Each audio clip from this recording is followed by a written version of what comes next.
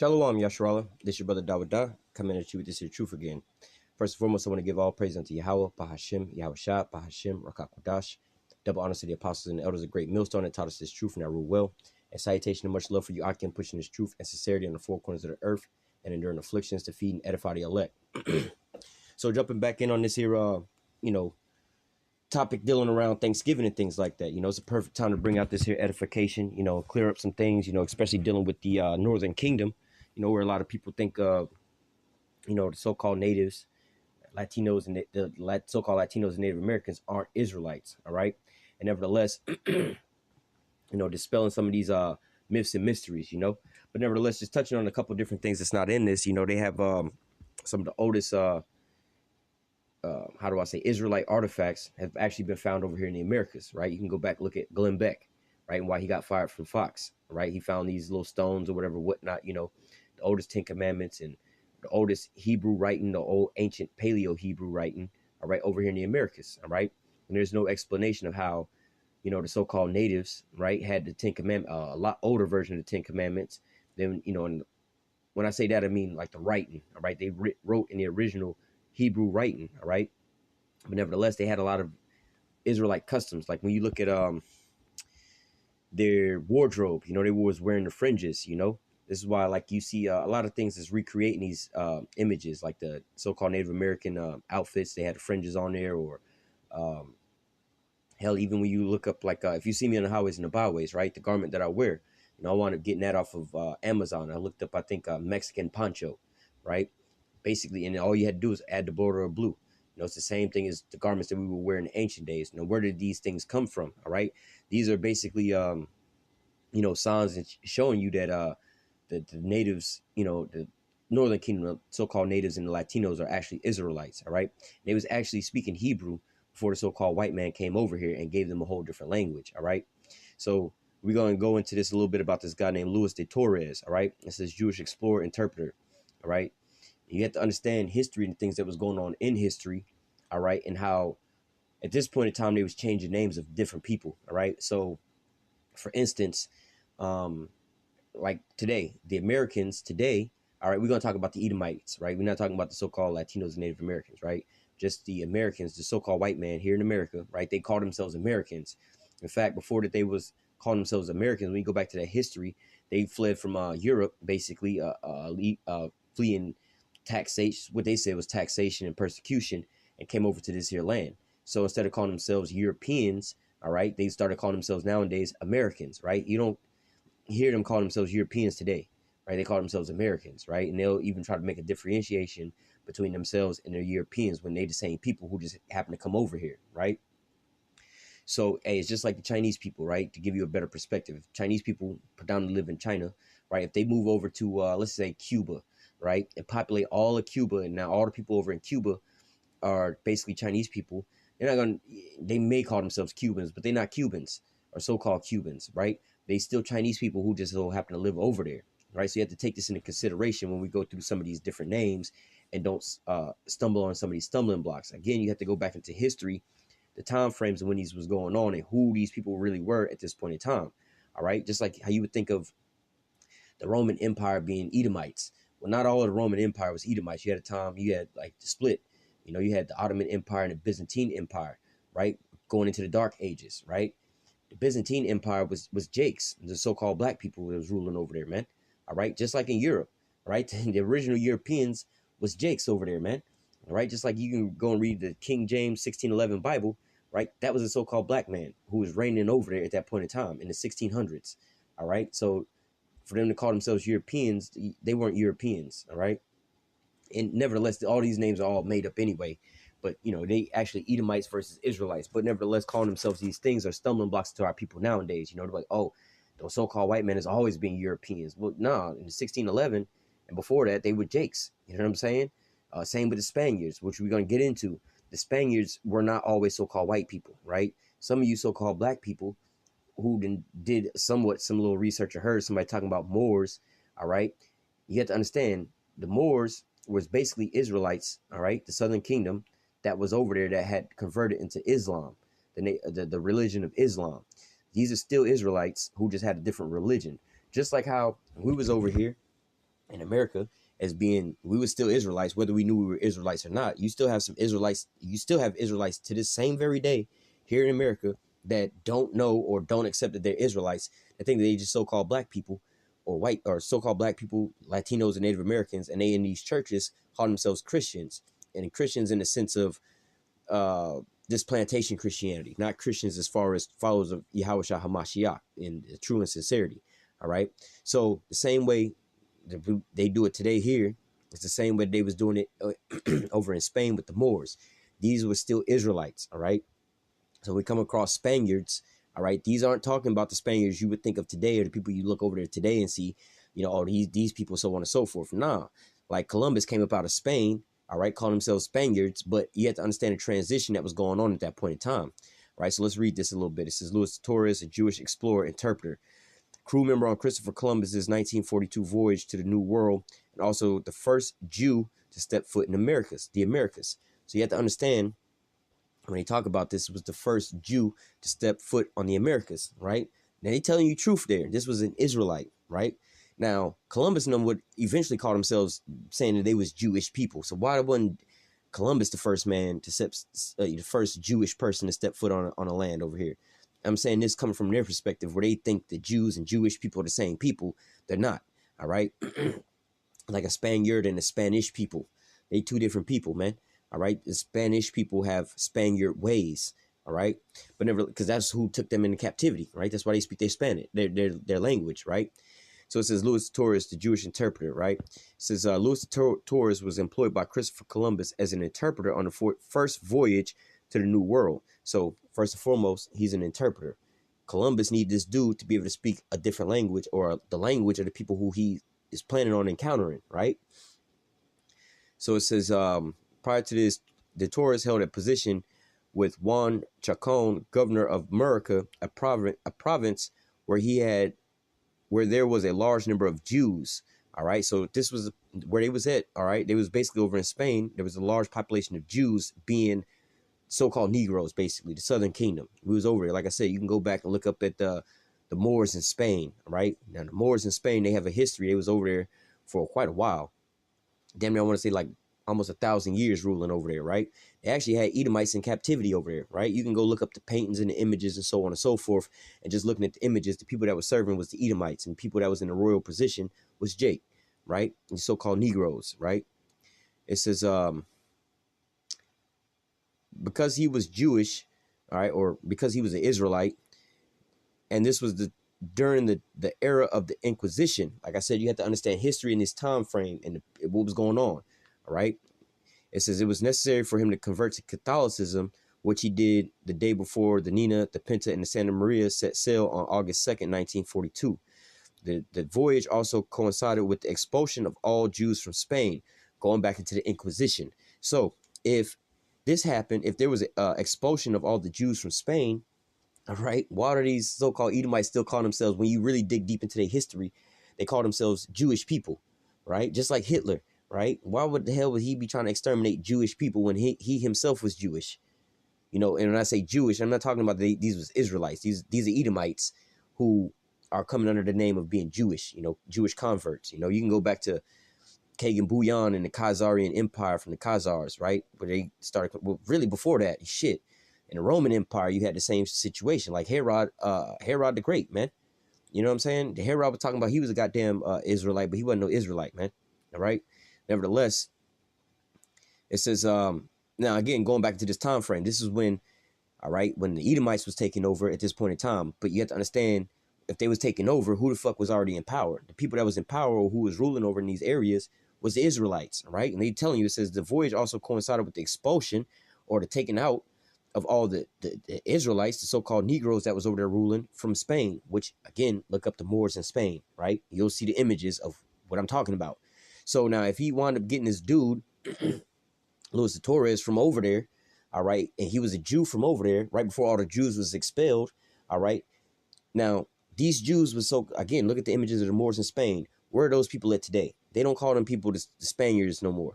There's a whole different, when you look up Spaniards, you see these Edomites over there. You don't see the images of so-called black men. You have to look up Moors in Spain under those terms to be able to see what they were talking about in that time frame period, all right. In that same time frame and period, the Edomites that was over there, the so-called white people, wouldn't call themselves Spaniards. All right, they was in servitude to the Moors. All right. It says, well, continuing on, it says, because he was versed in Hebrew. All right, this is the important part. Now, the story, they tell you that Columbus came over here, who was looking for Asia, right? And he was looking, looking for Asia and got lost or whatever, whatnot, and came into the Americas. But now, if homeboy decided to go on this here voyage to find Asia, why didn't he, he was smart enough to hire him an interpreter to some people who would speak the language. Why didn't he get a person who would be able to speak the Asiatic languages, right? Let's look at the languages he knew. This is because he was versed in Hebrew, first and foremost, Aramaic, Spanish, Portuguese, French, Latin, and some Arabic, all right? None of the Asian languages. Columbus had thought that he would be helpful upon the arrival. Especially useful would be his knowledge of Hebrew and Aramaic, as Columbus fully expected to encounter. See, there's a stumbling block. Asians don't speak Hebrew, all right? It says it would be especially useful would be the knowledge of his Hebrew, Aramaic, as Columbus fully expected to encounter Israelites, descendants of the lost tribes of Israel. You see how they throw the stumbling block in there? Asians, descendants of the lost tribes of Israel. Well, we know that the Asians come from basically like Moab and Ammon, right? These is who they are, right? They're not Israelites.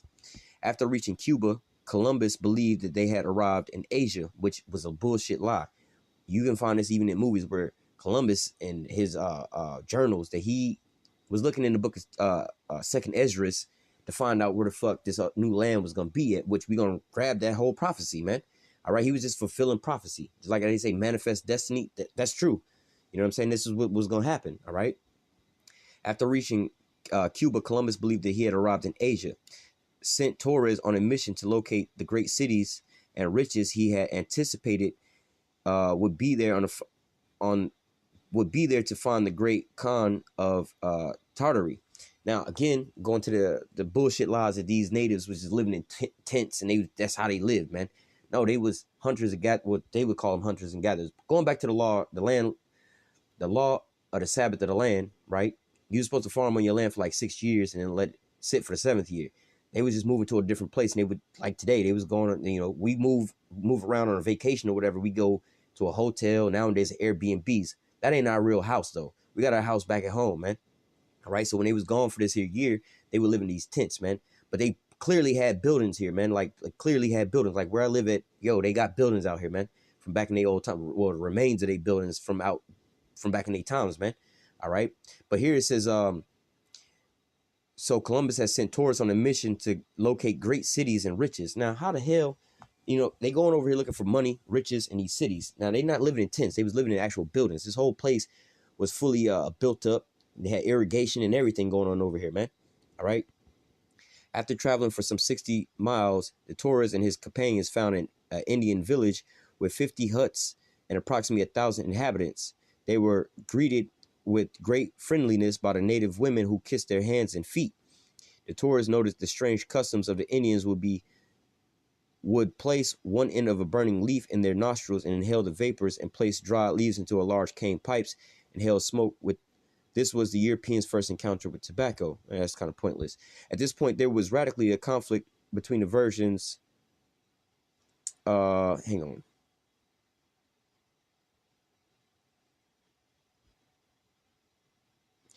Yeah, I'm not going to read this for time's sake. This is second paragraph. But the point I wanted to get here says, regardless of his final outcome, Luis de Torres was without dispute the first Jew to set foot in the Americas. All right. Now, the point of all of this is the fact of, first and foremost, that there's no question that Luis de Torres was a Jew, was an actual Israelite, right? From the time, and he came out of the place in the location where the Israelites was scattered at, where they was at over there in Spain. All right. He spoke the Hebrew language. All right. Columbus employed this guy, brought him over to the Americas to be able to speak and translate Hebrew, because he was expecting to find Hebrew people, the descendants of the tribes. It says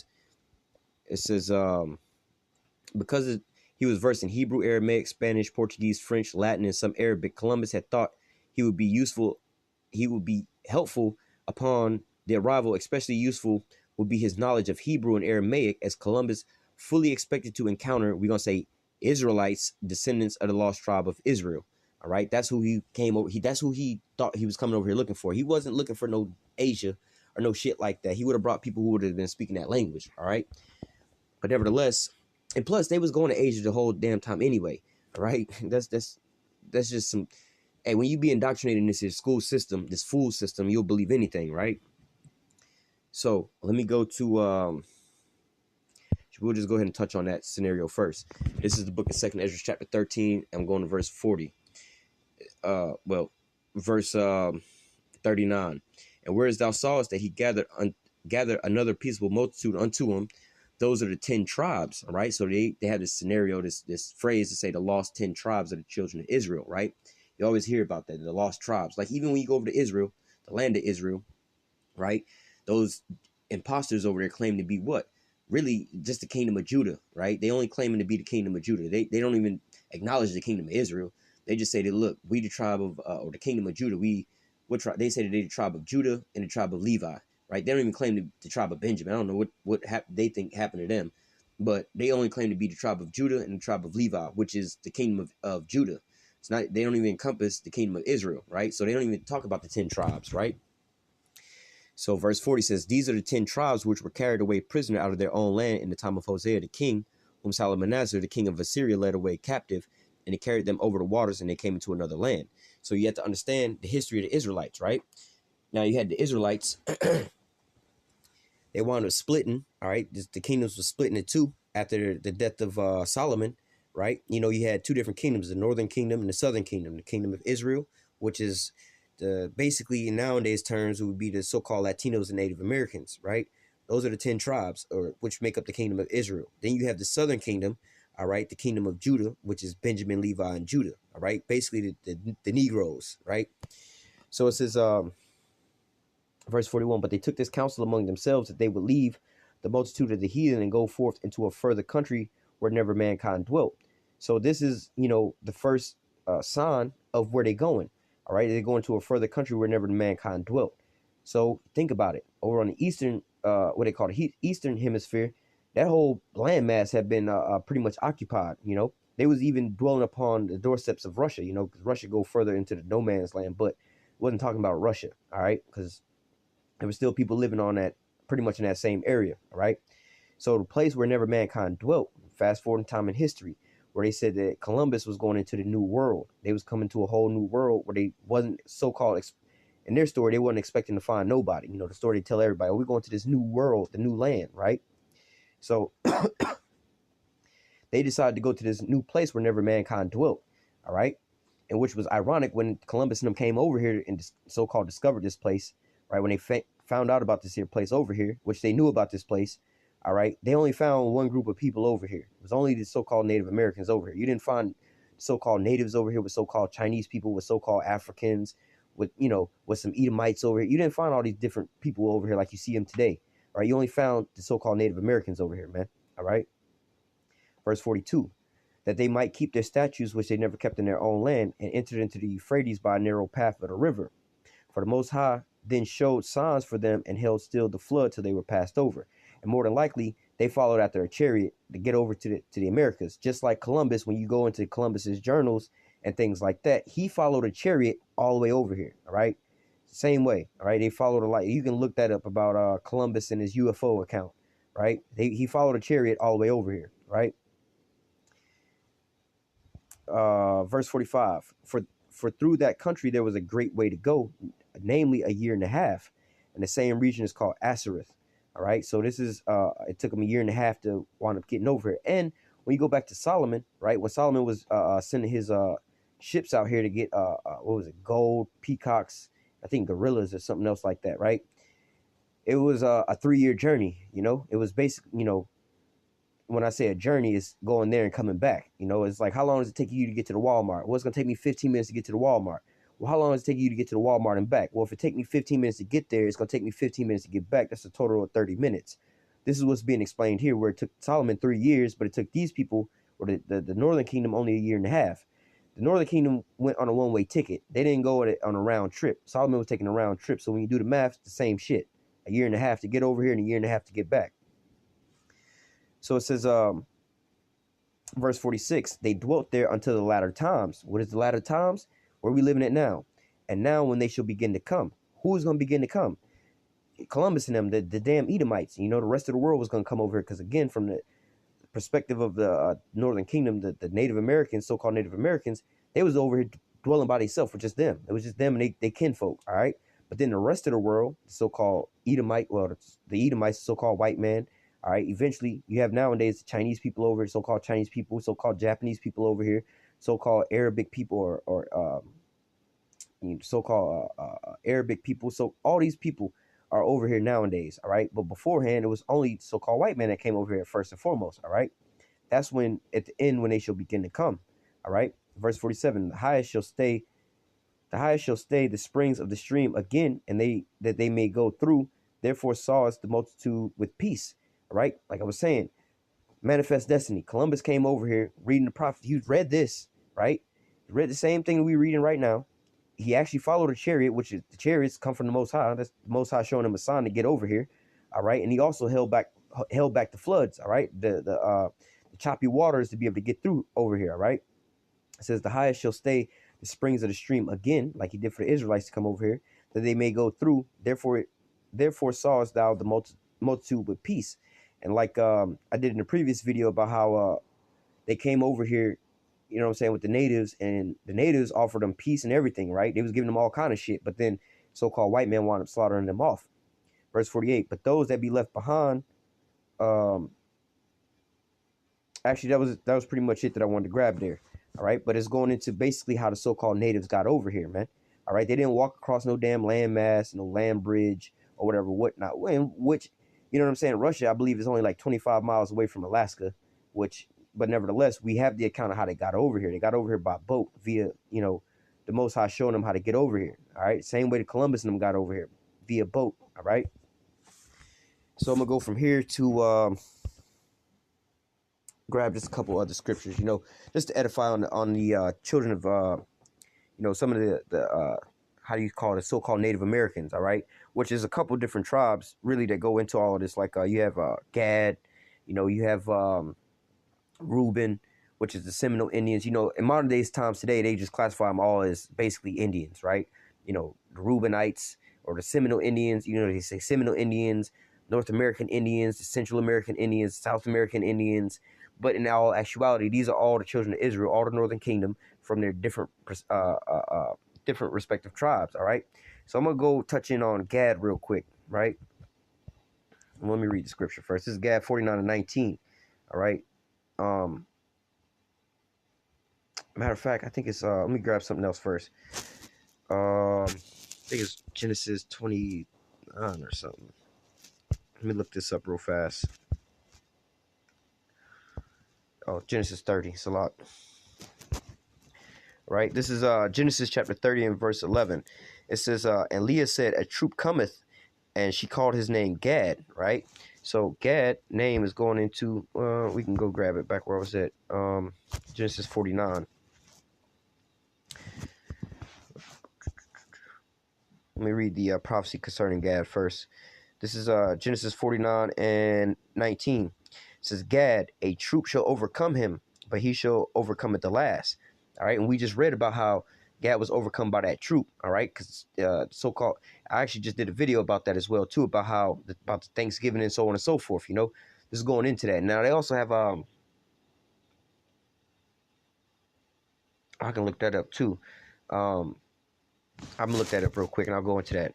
But let me go into this name real quick. All right, Gad. Gad means a troop, right? It says Gad, a troop, right?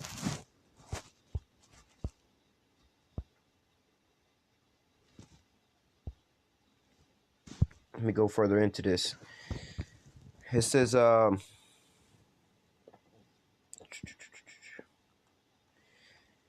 fortune has come. All right. It says taking his name from good fortune.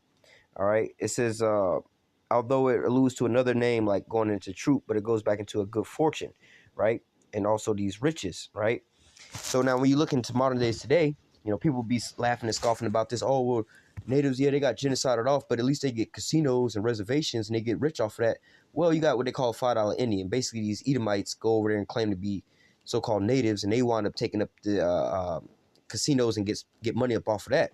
But nevertheless, going back into what him being a fortunate, rich, That's who, you know, where all the, because I believe that in America it's illegal to have a casino anywhere in America. The only place you can have casinos is on Indian reservations, which is not technically you know, U.S. federal land, right? They have land here in America that's not, you know, technically not theirs, you know what I'm saying, which is the reservations.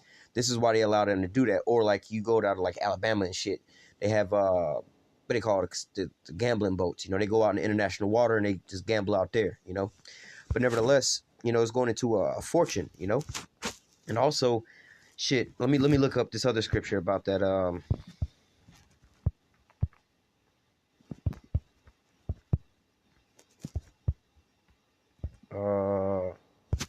it's up here. Oh, it's in the book of Isaiah, I want to say.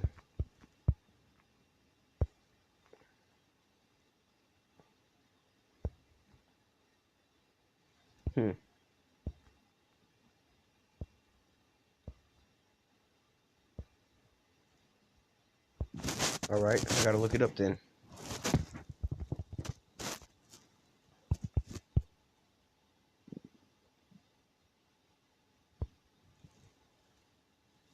I knew it was in Isaiah. This is Isaiah 65 and 11. But ye that have forsaken Yahweh have forgotten my holy mountain, that prepare a table for that troop, and furnish the drink number unto that number. All right, I believe it was the 7th Cavalry or whatever, whatnot. You know, also coming down on Gad. All right, I could have brought this out in my last little video dealing with the Thanksgiving.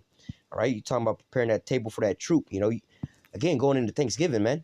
You know what I'm saying? That's what they thankful for overcoming Gad. All right, now shit, going into some of the atrocities, they got this thing called before it was called a Hotchkiss gun, right? Which today, you know, this gun, well, before that, after that, they called it a Gatling gun, right? Today, they call it miniguns, right? But a Gatling gun, going back into Gad, all right, these guns was used to mow down Gad in large amount of numbers, man. They roll up on the trains and shit like that, open up the side of the doors and just start letting loose on the damn buffalo and shit like that, man. All right, and killing off their food supply, man. All right. But going back down into Isaiah 65 and 11, it says, but ye are they that forsake the mountain, forsake Yahweh and forget my holy mountain, talking about the Israelites, all right? You sitting down having Thanksgiving Day dinner, thanking God or whatever, whatnot, but not realizing the origins of all that. It was the so-called white man giving thanks for killing off the so-called Native American Indians, which is the children of Israel, and stealing their land and possessing it and keeping us in captivity. That's what they celebrating, all right? But you, as an Israelite, trying to partake into this, man, it's like, yeah, you trying to celebrate because somebody came in and kidnapped your family and took them hostage and raped, robbed, and murdered your family, man. And you want to celebrate with these people, man, for getting a victory over you, man. I think in the last video I made an analogy about Pacquiao versus Mayweather. Mayweather beat the shit out of Pacquiao, but then Pacquiao and his friends, his family, his fans, they all celebrating, you know, Mayweather's win. Like, how the fuck are you celebrating Mayweather's win? I thought Pacquiao was your man. You know what I'm saying? Or Pacquiao's, let's say, I don't know if he got a wife or not, but Pacquiao's wife, you know what I'm saying, is over here. Pacquiao done got knocked out, you know what I'm saying, got a concussion and bleeding from the face and shit. She want to start cheering and shit, man. Oh, yeah, celebrating. Like, what the fuck? How would you feel, man? All right, it's the same thing that's going on today with this Thanksgiving Day dinner, man. All right, it says, but ye are they that forsake Yahweh and forget my holy mountain and prepare a table for that troop, 7th Cavalry, all right, or really just these Edomites that came down on Gad, all right, and furnish a drink offering into that number, all right. Let me go back into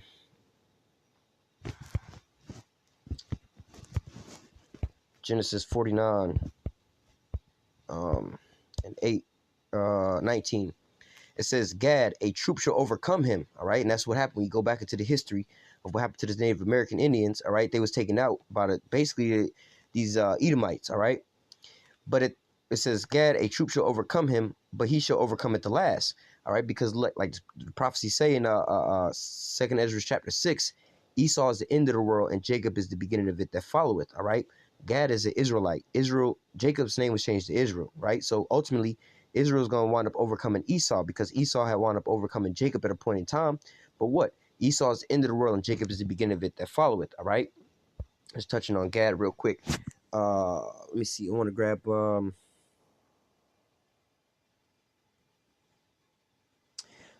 because I just spoke on that how they rode up on them trains and was killing off all the damn buffalo and shit, right? Where's that at? I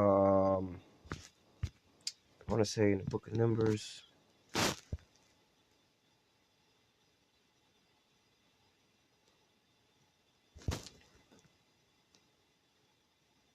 Con. Right, now here's another thing, right?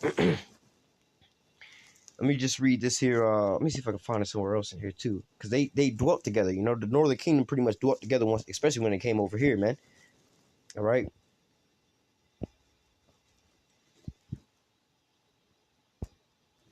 I think it's in the same chapter.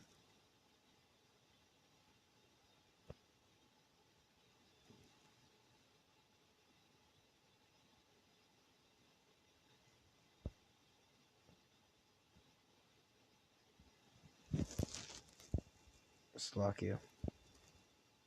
I mean, this is a good chapter right here to read about, you know, dealing with Gad, Reuben, and I believe they talk about Manasseh as well, too. Right here. All right, I'm going to come back down to that. But let me read from the top first. All right, verse 33, I'm going to go back to that. Numbers 32 and 1. Now the children of Reuben, which are the so-called Seminole Indians, and the children of Gad, which are the so-called North American Indians, had a very great multitude of cattle, right? So they was farming and cattle, pretty much to say. Or fast forward to today, where they say bison, right?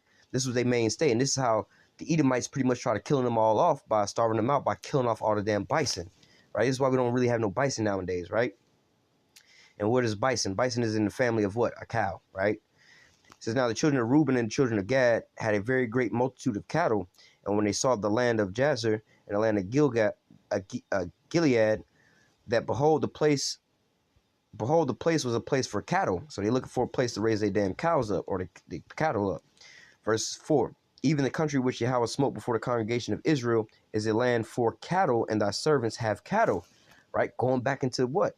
This is, you know, when you go into the history of the natives, you always see them with what?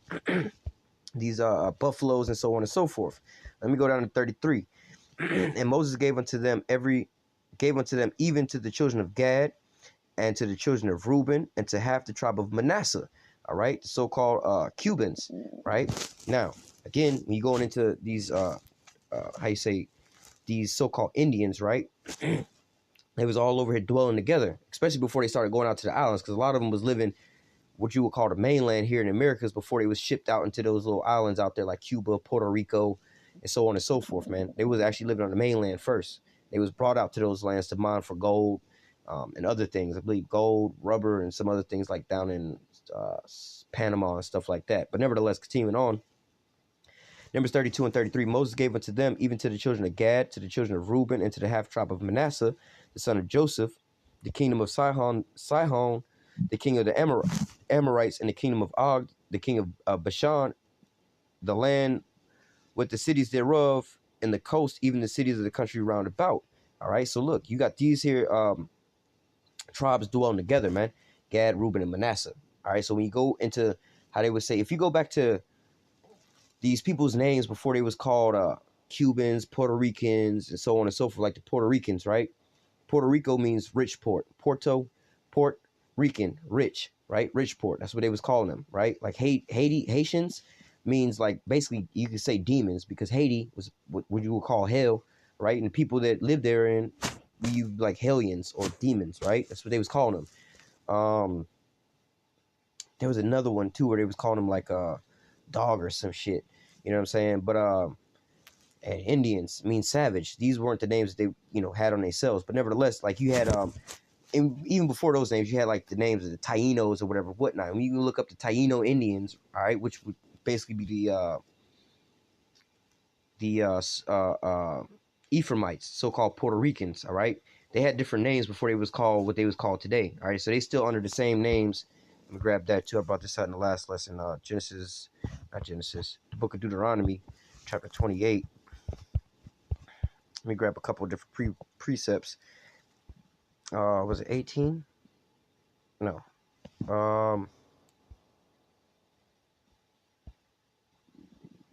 Really, all of these all fall upon them, man. Like literally, you could not even think about the so-called the so-called Negroes or the Southern Kingdom and just apply this strictly to the Native Americans, man. Because literally you can do this to every one tribe individually, but for the most part, you know what I'm saying, we're speaking about the Native Americans today, all right? Read this through Deuteronomy 28:15 on down with the same perspective of the so-called Native Americans in mind, you know, being Indian scout, being put on reservations, being put through those boarding schools, their nationality taken away from them, all right? So I want to grab a couple of these real quick. This is Deuteronomy 28:30. Thou shalt betroth the wife, and another man shall lie with her. All right, which that happened as well. While women were being raped. But thou shalt build a house, and thou shalt not dwell therein. Thou shalt plant a vineyard, and shalt not gather the grapes thereof. They had already had America built up. Everything was all built up over here. Like they talk about the city of El Dorado. These people's coming over here looking for the gold in these rich cities that these Israelites had over here, man. All right, but nevertheless, shit, you can even go back into the history of that. What was it? Hernando de Soto and shit, how he was all perplexed and all mad and butt hurt and shit. It was the same story as it's the same exact story as the Black Wall Street, right? Like in the Black Wall Street, you had the Negroes, you know, the Southern Kingdom, Judah, Judah basically living way better off and richer than Esau. Esau was living on the outskirts, looking in at how rich Judah was, right? They got all pissed off, was jealous, went in and robbed all the houses and burnt up all the houses and burnt up the whole shit, man, to where it's just a patch of land now, man. All right, same thing in Rosewood down here in Florida, right? But nevertheless, this is what happened. So the same thing happened with like DeSoto and them and Hernando Cortez and them. They came over here. It was like, damn, man. Like you look up the story of El Dorado. It was like, man, they got the palaces they got over in these wooden palaces and shit like that they got over in Europe, and it's all like destitute. They ain't really got shit over there. No real resources. That's why they call it the bottomless pit. All right, they ain't got no real resources over there. They come over here seeing these so-called savages is living over here in fucking big ass palaces and shit is well lit. They got aquifers, aqueducts, farming and shit. They got all this sophisticated type of shit going on, like what you would have in modern days today. All right, back in those days where the Europeans didn't have that, man. And really, we had a lot better technology back then than we do today, right? So like back in the olden days, like your boy Xerxes and shit from the movie 300, homeboy had heated floors. You know what I'm saying? Like they had, I don't know if it was marble, but they had some type of stone, right? That you would basically walk on the floor. But under that, it was be a little hollowed out. They would have the floors being heated by coals or whatever, whatnot. So you're not walking on cold ass slab stone. They actually had heated floors. They even had heated pools back in those days, man. All right. Nowadays, today, you don't got no goddamn heated floors in your house, man. All right. But nevertheless, for the perspective of people thinking that people was living in the goddamn huts and caves and shit like that. The Edomites was living in caves. All right. And Gad was living in tents when they was dwelling, on a journey. Like you live in hotels, man. Because you had the land Sabbath, man. That's why they was moving on the 7th year, because they wasn't staying on the farmland where they was living at. They couldn't farm on that land. All right. So it says, thou shalt betroth the wife, and another man shall lie with her. Thou shalt build a house, and thou shalt not dwell therein. Thou shalt plant a vineyard, and thou shalt not gather the grapes thereof. Yeah, so look, what happened here on the land was Gad had this here land built up, and guess who came over and took it all? Now they living on these small ass reservations, and they calling this the so-called white man's land over here now. All right, Gad was the one who showed Esau how to plant and how to live over here, how to live off of how they call it agriculture, being damn, I can't think of the word now, where you live like a farming type of life. But nevertheless, this is what Gad was teaching Esau. But guess what? Gad was the one that was starved out over here. How the fuck we taught y'all how to eat and y'all starved us out? They killed off all the buffalo and wound up taking away all the crops and stuff away from them. All right. Verse 31, speaking of the buffalo, thy ox shall be slain before thy eyes, thou shalt not eat thereof. All right, going right back into the damn buffalo. Thy asses shall be violently taken away from before thy face, thou shalt not have, and shall not be restored to thee. Thy sheep shall be given into thy enemies, and thou shalt not have none to rescue them. All right. Oh shit, 32. Thy son and thy daughter shall be given to another people. Thy eyes shall look and fill with longing for them all the day long. There shall not be no might in their hand. Going into those boarding schools. All right. Verse 33, the fruit of thy land and all thy labor shall a nation which thou knowest not eat up. Thou shalt be only oppressed and cursed always. Is that not the story of the so-called Native Americans? When they came, the Edomites came over here, they showed them how to farm and how to eat. But guess what happened to them? They wound up overtaking them and pushing them off into reservations when they had all of the Americas, North, Central, and South of America. All right. But yet and still now they living on small little reservations, man. All right. When you collectively put together all their reservations, this is a lot smaller than shit any given damn state that's, you know, called in the United States today, man. All right. Verse 34, thou shalt be mad for the sight of thy eyes, which thou shalt see. And now you start seeing a lot of these so-called natives that's living on these reservations, all right, drinking themselves to death, man, all right, because of the oppression that they up under, all right. Let me go down to verse 37. Thou shalt become an astonishment, a proverb, a byword among all nations, whether Yahweh shall lead thee, all right. What do we refer to these people to as till this same very day? Indians, which goes back into what? A savage, right? This is what we call these people today, man. Oh, the North American Indians, Native American Indians, oh, the Indians or whatever. What? That's just going into savages, man. They just do, how do I say, bringing you to becoming less human so that they can basically not have that psychological mind fuck of killing humans, right? Just like when they, like, for instance, you may have a problem with pulling the trigger and blowing somebody's brains out, right? You see this all the time in movies, like, oh, I can't do it or whatever, whatnot. Because you see a human being right there. You see another life just like yours, right? It's something hard to do, right? But when a goddamn mosquito, which is another living being, is a living, right? You know what I'm saying? It's got kids, it has family, whatever, whatnot. You know, it's got to eat and everything like that, right? It's living. Mosquitoes, spiders, whatever, whatnot, man. Roaches. We have no problem with smashing these motherfuckers, right? Because why? We don't look at it as human, right? Same way with animals. You know, you go out and slaughter certain animals to eat. Oh, it's chicken. We got to slaughter this shit to eat it. You know what I'm saying? But it's got kids, it's got a family, whatever, whatnot. It's living, it's breathing. How come you don't care about it? We supposed to be eating this shit. It's food. You don't look at it as human. That's why you think like, nah, we ain't eating no people. That's crazy. That's human. We'll eat this here. You know, it's still a body. It's still flesh. It's still got life. It's still living on this earth. One is a human. You look at it as human. The other one is an animal or an insect. It's insignificant and comparably to you. It's not on your same level, right? But when you demonize a person to the point to where you take that human aspect away from them, all right, the human psyche allows them to just do whatever to them. All right, for an example, back in the Roman Empire, they was calling them the barbers or the barbarians, right? Just basically, fast forward today, I'll give you other names. The Indians, savages. Today, they call them terrorists, right? You have no problem, you know, the American government say we're going on the news, we finna go bomb Syria, we killed 35 different terrorists today, everybody go and cheer. But if they say, oh, we went over to Syria and we bombed 35 human beings and killed 35 people, people be like, what the fuck? What y'all doing? Well, hold up. You know what I'm saying? So as long as you bring them to a state to where you're not looking at them as human, you have no problem with killing them. All right. And this is what they wind up doing by bringing them, you know, calling them a byword and proverb going into that Indian. Are they savages? You know, we got to civilize these savages over here. And that's what wound up happening, man. All right. So look, man, the so-called natives, you know, the so-called natives and the Latinos, you know, I wasn't really speaking on them, but hey, they all in the same boat, man. They all Israelites, man. All right. And this is a point in time, you know, where, hey, the fact of the matter, you celebrating the genocide of their people getting killed off, man, it should be a sign unto you that these are the children of Israel. All right. This is Daniel chapter 9, verse 12. It says, and he had confirmed his word which he spake against us and against our judges that judged us, by bringing upon us a great evil, which we was just reading some of that in the book of Deuteronomy chapter 28. All right, starting in verse 15 on down, which are the curses, and a part of those curses will be bringing Esau Edom upon us. Right. It says, for under the whole heaven have not been done as have been done unto Jerusalem. Now Jerusalem is speaking about the nation of Israel. Right. You have the kingdom of Israel and the kingdom of Judah. All right, the kingdom of Israel is the northern kingdom. It's sometimes referred to as the northern kingdom or the kingdom of Israel, which is the 10 tribes, which you so-called Latinos and Native Americans, right? The southern kingdom, which is sometimes referred to as the southern kingdom, is the kingdom of Judah, which is the Judah, Benjamin, and Levi, which you so-called Negroes, you so-called like Haitians, you so-called we call them I would say West Indies. I was going to say Jamaicans, but really the West Indies and so on and so forth. You know, those are the kingdom of Judah.